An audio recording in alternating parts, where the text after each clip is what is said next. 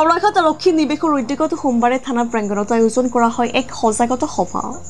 এতিয়াৰে পৰা IPC 1860, CRPC 1973 আৰু ইণ্ডিয়ান এভিডেন্স এক্ট 1872 বিলুপ্ত ঘটাই নতুনকৈ ভাৰতীয় নাগৰিক সুৰক্ষা সংহিতা, ভাৰতীয় ন্যায় সংহিতা আৰু ভাৰতীয় সাক্ষ্য অধিনিয়ম 2023 বলবৎ কৰা হয়।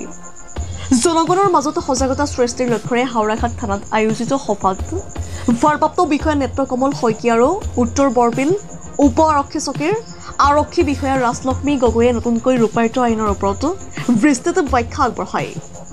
সভাত নাগৰিক সুৰক্ষা সমিতি, গাঁও উন্নয়ন সমিতি আৰু গাঁওবুঢ়া সন্থা, কাৰ্বি ছাত্ৰ সন্থাৰ লগতে বেচৰকাৰী সংস্থা, নেতাজী ৱেলফেয়াৰ ছ'চাইটি, মিছন চেং আদিৰ প্ৰতিনিধিসকল উপস্থিত থাকি মত বিনিময় কৰে।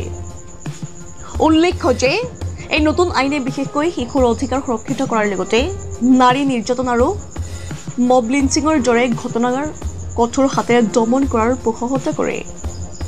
আৰক্ষীৰ ভূমিকা আৰু অনুসন্ধানত অত্যাধুনিক প্ৰযুক্তি ব্যৱহাৰৰ বাবেও এই আইনে বিশেষ ক্ষমতা প্ৰদান কৰা দেখা গৈছে। এই সভাতে হাওড়াঘাটত উদ্বেগজনকভাৱে বৃদ্ধি পোৱা ড্ৰাগছৰ ভয়াৱহতাক লৈ উদ্বিগ্নতা প্ৰকাশ কৰে কাৰ্বি ছাত্ৰ সন্থাৰ বিষয়ববীয়াই। আমাৰ 3খন নতুন আইন প্ৰণয়ন কৰিছে গৃহ বিভাগে।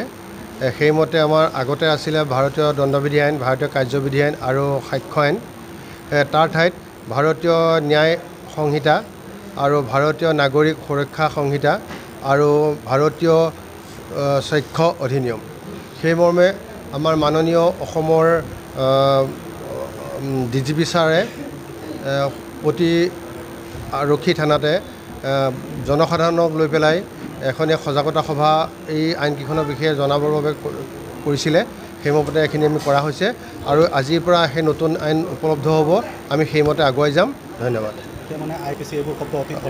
IPC আৰু CRPC এতিয়া নাথাকিব। তাৰ ঠাইত আমাৰ ভাৰতীয় ন্যায় সংহিতা ধৰি লওক আৰু CRPC সলনি আমাৰ ভাৰতীয় নাগৰিক সুৰক্ষা সংহিতা থাকিব আৰু ভাৰতীয় সাক্ষ্য আইনৰ ঠাইত থাকিব ভাৰতীয় সাক্ষ্য অধিনিয়ম।